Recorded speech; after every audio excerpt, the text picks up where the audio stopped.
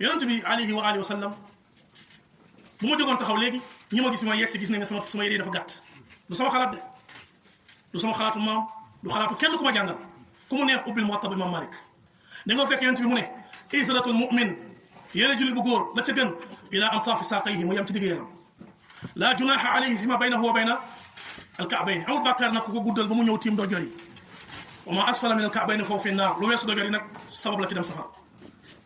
mi ngi ci Muwatta bu Imam Malik mi ngi ci risaala bu Ibn Abi Zayd bi ñu jàngale ci réew mi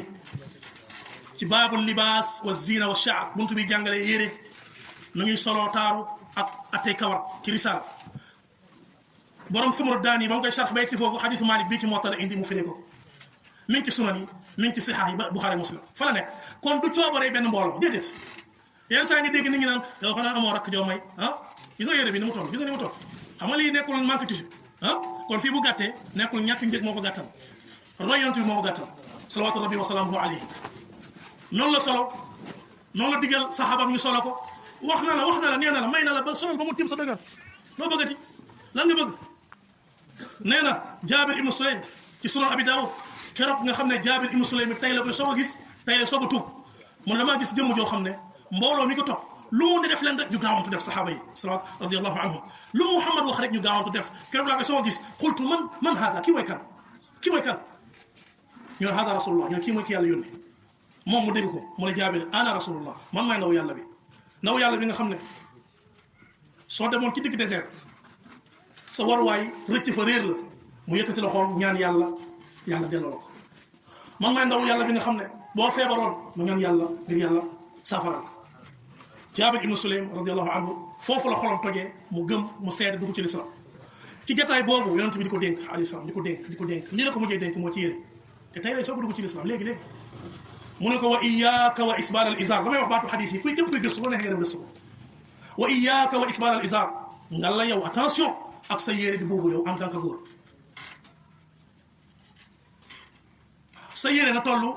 ila ansaafi saaqayka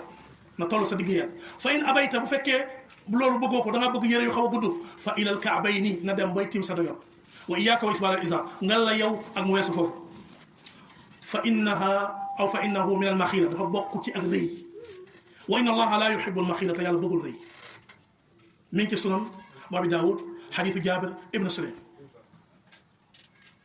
imaam al mahdi bi xeet bi di xaar te ñi wax ne génn na yëpp wax ñu dëgg melokaanu mahdi dara newatu ñu imaam al mahdi bi ñuy xaar bés bu génnee melokaanu yonent boobu lay am colin boobu lay sol li yonent bi nekk doon taral di ci taral Abdullah ibn Umar al-Xattaab ne yonent daf ma seen may dox mu ne ma yaa Abdallah in kunta Abdallah farfa izaaraka tur bi mooy jaamu yàlla bi mun bu fekkee dëgg jaamu yàlla nga yëkkati séeré yi qaala fa rafa'tuhu ma yëkkati fa qaala zid mu ne ma yëkkati waatal qaala fa rafa'tuhu qaala zid ma yëkkati waat mu ne dollil ba ma ne mu mujj mu ne waa ila ayna ya rasulallah ba fan nag qaala ila ansaafi saaqayka ba sa digg yàlla parce que mooy li gën moom loolu rek la doon def moom alayhi salaatu wasalaam situation bu wutee boobu rek exception la am na ay raar kaa yu ñëw ci xadis yi yonent bi dox mer mu waaxu yéreem ñoom dañ doon def isaar dañ doon woddu mi ngi am Malaisie Indonésie ba léegi mu xaw a rës mu yëkkati waat ko Abdullah ibn Umar mu ne keroog boobu li des sama dund yëpp mosuma solo lu wuute noonu yonent bi gis na saxaabi ba ñuy wax Amr al Ansari mu ne ko Amr yëkkatil ma sa yére yi de dafa gudd irfa izaaraka Amr jàpp ne am na ngant mu ne ko ya rasulallah inni rajulun hamsu saaqayni sama yeel yi de daa am lenn ci sikk bu ci nekk dama am ay petit panta dama jib dama am ay léget mu ne ko yaa Amr inna allaha qad ahsana kulla shay'in xalaqa Amr bindu yàlla bi dafa rafet dama demee ñu sikkar rek yàlla moo wax loolu ci téeram bi allahu alladi ahsana kulla shay'in xalaqahu yàlla mooy ki taaral li mu bind Amr mu ne yonent bi sallallahu alayhi wa sallam fa daraba bi arba'i asaabi' taxta rukbati mu dóor ñeenti baaraam ci suufu yeelam ne ko hada mawdi'u al-izaar yére góor mën na yem fi summa daraba bi arba'i uxra mu dóor ak ñeent fa qaala hada mawdi'u al-izaar mu waxaat ko yére mën na yem fi fa daraba bi arba'i uxra mu dóor ak ñetteel yoon mu ne mën na yem fi boo defee nii nga defaat nii day toll ci digg bi loolu ko jàngal Amr def loolu